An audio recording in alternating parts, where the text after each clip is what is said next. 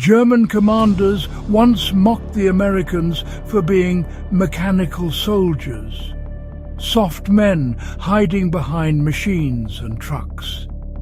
They believed logistics were a weakness, not a strength. But that belief shattered in the summer of 1944, when thousands of American trucks roared through France in a never-ending convoy. It was called the Red Ball Express, and it moved faster than the Germans could retreat. Stay until the end to hear how American truck drivers, many of them young and under fire, outmaneuvered the best strategists of the German army and proved that supply lines, not tanks, win wars. The myth of German superiority. For years, the German High Command prided itself on precision. Blitzkrieg was their masterpiece. Lightning war, driven by tanks and tactics that shocked Europe. To them, the Americans were amateurs, big, clumsy and slow. Their generals laughed when they heard that the US Army moved with massive supply convoys instead of lean, mechanized spearheads. But as the war dragged on and American production flooded Europe, that arrogance began to crumble. The Germans were experts at fighting battles, but the Americans were experts at sustaining them. The challenge after D-Day. By August 1944, the Allied invasion of Normandy had broken through the hedgerows. Patton's Third Army was unleashed, and the Germans were retreating faster than anyone expected. But there was one massive problem: fuel. Every Sherman tank, every truck, every jeep depended on a constant stream of gasoline, food, and ammunition. The Allied front was moving hundreds of miles faster than its supply lines. The ports were still damaged, and the railways were destroyed. Without fuel, the advance would grind to a halt, giving the Germans time to regroup. So the Americans did something extraordinary. They built a highway of trucks, birth of the Red Ball Express. In August 1944, the US Army launched an unprecedented operation. Thousands of trucks were organized into a non-stop loop between the ports of Normandy and the front lines in France. Each vehicle carried fuel, rations and ammunition. Each driver worked around the clock.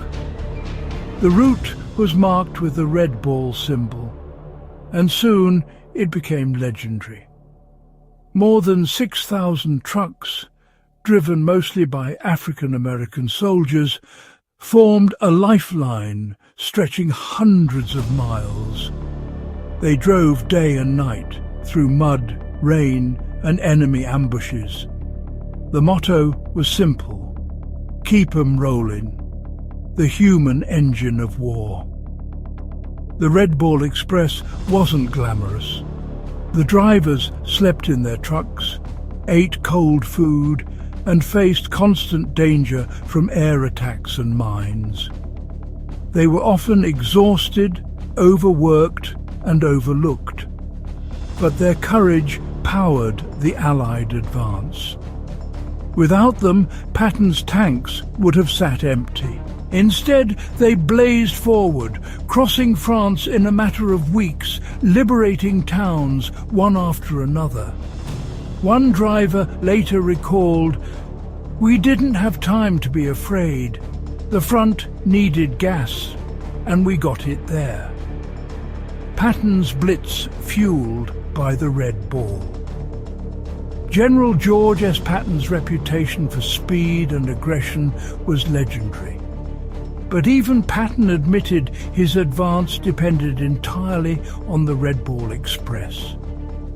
Every mile his tanks moved deeper into France, another mile of road had to be supplied behind him.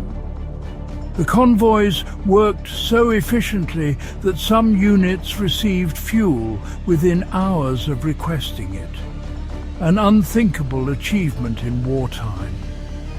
The Germans, meanwhile, were running out of everything: fuel, food, ammunition, and hope. Their vaunted supply system, once the pride of the Wehrmacht, had collapsed under Allied bombing and overextension. As one captured officer confessed, "We thought logistics were boring. The Americans made it deadly." German shock and realization. By late 1944, German generals could no longer deny what they saw. The Americans had achieved what the Germans never could: a modern, mobile army that never ran out of fuel. While German divisions rationed every drop of gasoline, the Americans rolled forward with endless convoys, powered by factories across the ocean. Captured officers described their disbelief at the sight of Allied supply columns, stretching from horizon to horizon. They understood too late that logistics wins wars, the legacy of the Red Ball Express. Between August and November 1944, the Red Ball Express delivered more than 400,000 tons of supplies. It was one of the greatest logistical feats in military history.